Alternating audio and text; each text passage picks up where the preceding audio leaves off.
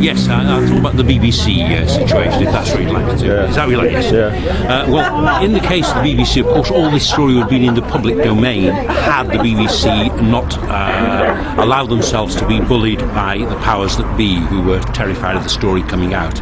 Mark Daly and his team, which included Cathy Long and Ian McDougall from Panorama, spent 6 weeks and take a look at all the paperwork, all the background, many interviews. They have a document confirming that 2 programmes were commissioned, one for BBC Television Scotland, one for BBC Radio Scotland. I have that document. After Daly and the rest were threatened on the 10th of June with their jobs if they conducted not only Holly's case but other cases related to paedophilia, nothing more was heard from him. I kept in touch with him. I gave him every opportunity to come forward if there had been any misunderstanding or anything at all to make further explanation. He failed to do so and only came out of the woodwork when the story broke after I'd been arrested, and millions of people all over the world became involved in the story, and so BBC were then under pressure.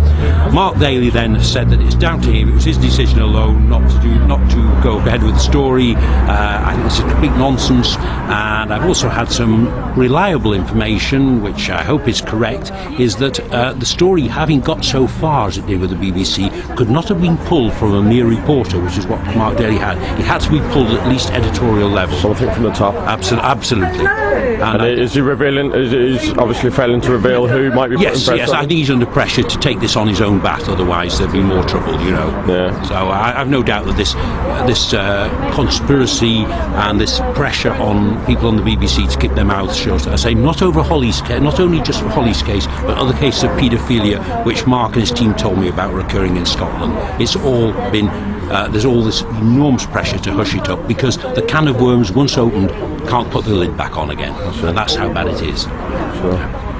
Anything else you'd like to say? There's an awful lot I'd like to say, but there won't be time to say it because I'm going to have my lunch in a minute. Well, no, that sounds terribly flippant. But you know, there's so much the case. There's so other things going on at the moment. One thing I would say is that Mark Daly was threatened with the sack, and the team, one very good man, was sacked over the Holly Greig case. Right. And his name is John Smithies, and he's the press officer with the Down Syndrome Association, not in Scotland, but alarmingly enough, down here in England at their head office in Teddington. So he was a great supporter of us. He supported our cause. He knew it was important because the Down syndrome knew about the number of abuses of people with Down syndrome and with other learning difficulties through sexual predators, and that the authorities in many ways were trying to cover up for it, and they give us full backing for this until, of course, in October, obviously the Down Syndrome Association, their chief executive, Carol Boyes, came under pressure, and John Smithies rang me one day to tell me that he'd been called to an interview because of the Holly Greig story. He asked me if any legal action had been taken against me at the time for revealing the names of all the people in the ring, and I said no one at all has even threatened me in any way at all, and the stuff I put is in the public domain anyway. It seems that John had been putting things about in emails within the Down Syndrome Association, not outside but within it, and he was very worried about being called to an interview. He was going to be interviewed on the Monday following that Thursday. On Tuesday I rang John up, and he told me he'd been sacked by Carol Boyes. The reason for this sacking that she gave was that it risked Down Syndrome Association having legal action taken against them. The Down Syndrome Association had given us 100% backing on the Holly Greig case. Carol Boyes I accused of being got at. She refused to answer my emails, wouldn't take my calls, and eventually I did get one message that told me more or less to mind my own business, and she wasn't going to discuss a situation within the Down Syndrome Association with the likes of me. However, there's a very good gentleman here today called Grenville Green who is pursuing this. He's a lifelong member of the Down Syndrome Association, and he is making steps to call for an extraordinary general meeting in which the dismissal of Carol Boyes will be the prime objective. So we'll see how. You received any threats, Mr. Greig? No, I've never received any personal threat. Not in this case. I've received plenty of death threats before, but not over this one, curiously, no. But they'll probably come at some point. Hopefully. May happen. Yeah. So where are we at with the Well, we're attacking it in many, many ways at the moment. We're obviously trying to put political pressure on. Obviously, it's still a possibility I may be able to stand in Aberdeen South, which will bring the story invariably into the public domain. And of course, that was why I was arrested and banned from Aberdeen, to stop me doing that.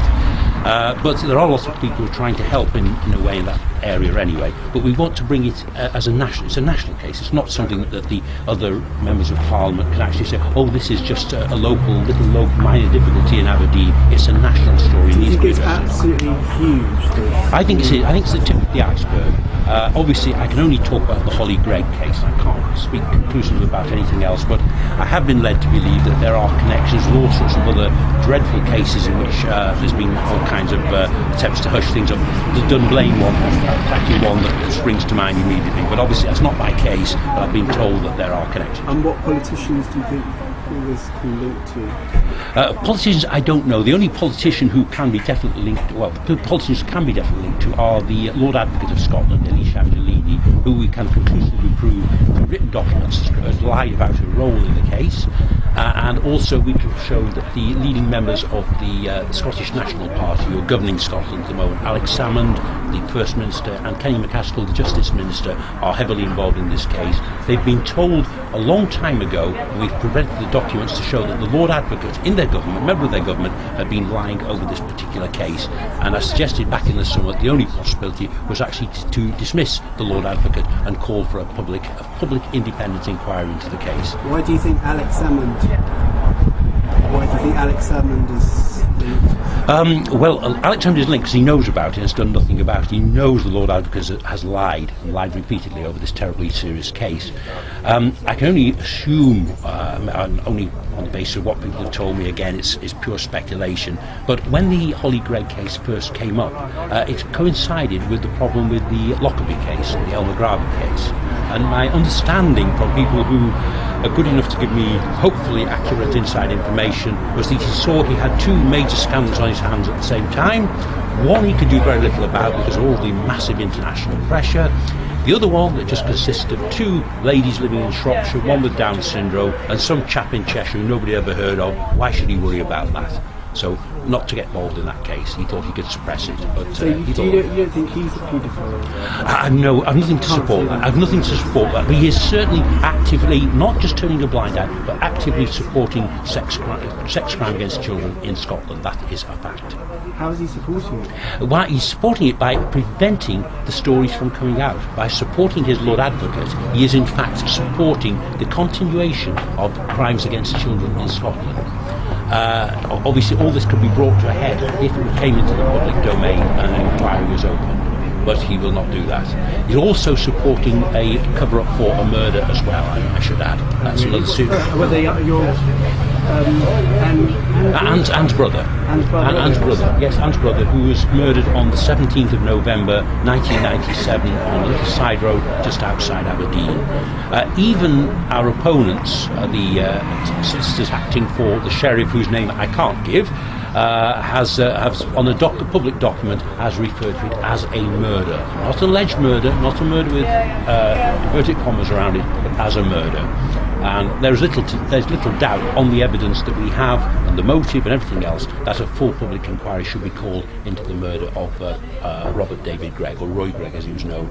It is already an inquiry has been opened up with the Chief Constable of another police force, Lothian and Borders, David Strang, and copies of the documentation of the letter have been sent to the Prime Minister, to David Cameron and to Alex Salmond. The Prime Minister's office has acknowledged this already. And how can things be brought forward, or how can things change?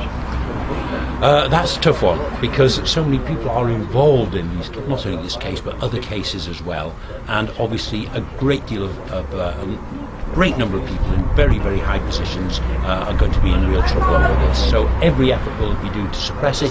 It depends, it's very much in the hands of the people of this country to stand up about this case, to be made aware of it. And it's very difficult when the press are effectively controlled as well. But people do have to realise these terrible things are going on, and we do not live in a civilised democracy.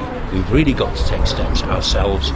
Many demonstrations have taken place already, 4 of them in Scotland, none of which are even reported in the press there, and obviously we just hope that other people will come forward and do their very best. They need to pursue their MPs. Election coming up, they've got to make this situation, not just Holly's case, but all the issues to do with the abuse of children as a major issue, because if we can't protect our children, what on earth are all the other issues in comparison to that? Thanks, Robert. Thank you. Thank you very much.